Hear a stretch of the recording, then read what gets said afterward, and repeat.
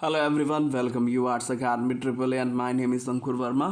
आज की क्लास का जो हमारा चैप्टर है उसका नाम है कंटेम्प्रेरी सेंटर्स ऑफ पावर।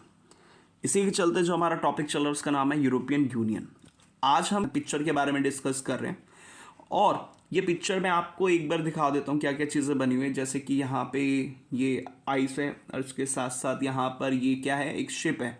और शिप पे अब मैं ये कैसे कह रहा हूँ, ये जो शिप है वो यूरोपियन यूनियन की है। तो यहाँ पे मैंने इसको आइडेंटिफाई किया और वो भी किससे, इसके लोगों से।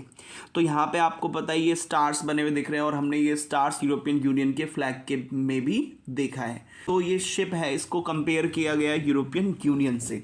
तो इसमें क्या लिखा हुआ है, The cartoon appeared in 2003 when the European Union initiated to draft a common constitution failed.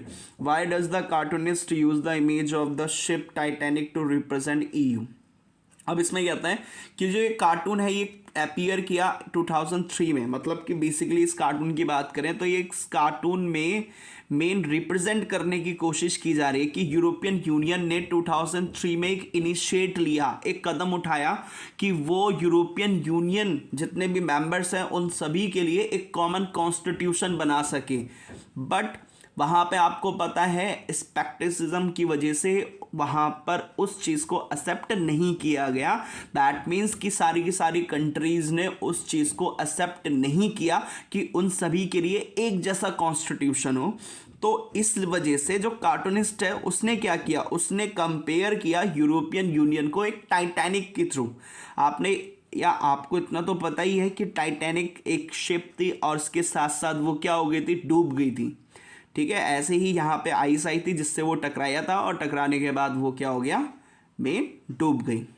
तो अब यहाँ पर वैसे ही सेम कंट्रीज कह सकते हैं, ग्रुप्स कह सकते हैं, वो ये सोच रहे थे कि जैसे टाइटैनिक डूब गया था तो वैसे ही जब यूरोपियन यूनियन अपना कॉन्स्टिट्यूशन बनाने में फेल हो गया, सबके लिए एक कॉमन कॉन्स्टिट्यूशन बनाने में फेल हो गया, तो वैसे ही यूरोपियन यूनियन भी क्या हो जाएगा, डूब जाएगा। बट ऐसा नहीं हुआ। टाइटैनिक डूब गया था लेकिन यूरोपियन यूनियन नहीं डूबा। वो आज भी स्ट्रांगली तरीके से क्या कर रहा है, काम कर रहा है।